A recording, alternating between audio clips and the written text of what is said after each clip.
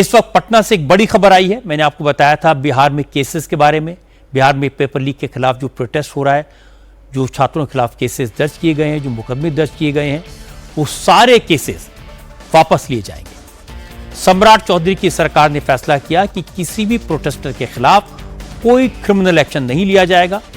बिहार सरकार ने कहा कि 26 जुलाई की जांच, 26 जुलाई को शाम 6 बजे तक प्रोटेस्टर्स के खिलाफ जितनी एफआईआर दर्ज की गई हैं वो सब वापस ली जाएंगी और जितने भी कानूनी नोटिस भेजे गए हैं उनको भी वापस लिया जाएगा। सरकार की तरफ से जारी एक बयान में यह भी कहा गया कि इस प्रोटेस्ट के सिलसिले में 26 जुलाई की शाम 6 बजे तक जितने भी लोग गिरफ्तार किए गए हैं या हिरासत में हैं उन सबको सरकार रिहा करेगी। इस खबर पर ज्यादा अपडेट के लिए पटना चलते हैं। पटना से हमारे संवाददाता नीतीश चंद्र हमारे साथ हैं। नीतीश, क्या अपडेट है आपके पास में? जिन लोगों को गिरफ्तार किया गया उनको रिहा किया जाएगा, एफआईआर विड्रॉ की जाएंगी?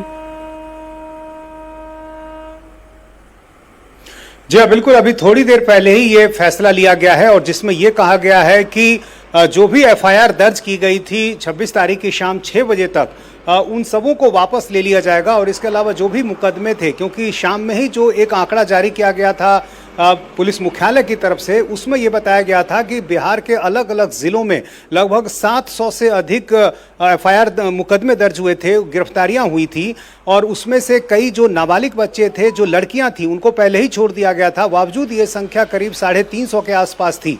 लेकिन अब यह फैसला लिया गया है कि जो भी एफआईआर दर्ज की गई है वो सभी वापस कर दी जाएगी। जिन लोगों को गिरफ्तार किया गया है उनके खिलाफ सारे मुकदमे वापस ले लिए जाएंगे। तेजस्वी यादव ने भी 24 घंटे का अल्टीमेटम दिया था और यह कहा था कि यदि ये सारे मुकदमे वापस नहीं होते हैं तो फिर वो सड़क पर उतरेंगे। इसके अलावा जो आइसा की अध्यक्ष हैं नेहा बोरा, वो आज पटना पहुंची और उन्होंने भी कहा कि यदि ये मामले वापस तुरंत नहीं होते हैं तो एक बड़ा आंदोलन बिहार में होगा। बांकीपुर का उपचुनाव है, सिर्फ कुछ ही दिन बचे हैं, 30 तारीख को यहाँ चुनाव होना है। और दिल्ली में भी आज जिस तरह से कांग्रेस जनता पार्टी के प्रवक्ता और कपिल सिब्बल ने एक प्रेस कॉन्फ्रेंस करके पूरी बात सामने रखी, जिसमें यह कहा गया कि जो समझौता किया गया था उसका उल्लंघन किया गया है। तो इन सारी बातों को ध्यान में रखते हुए सरकार ने यह फैसला लिया है। नीतीश, बहुत बहुत शुक्रिया आपका इस अपडेट के लिए। थोड़ी देर पहले मैंने आपको बताया था कि केंद्र सरकार ने राज्य सरकारों से छात्रों के खिलाफ जो केसेस दर्ज हुए हैं, जिनमें स्टूडेंट्स को गिरफ्तार किया गया, एफआईआर फाइल की गई, उनकी डिटेल मांगी है। केंद्र सरकार की इसी पहल का असर बिहार में दिखाई दिया है। सम्राट चौधरी ने जो फैसला किया वो अच्छा है, पॉजिटिव है।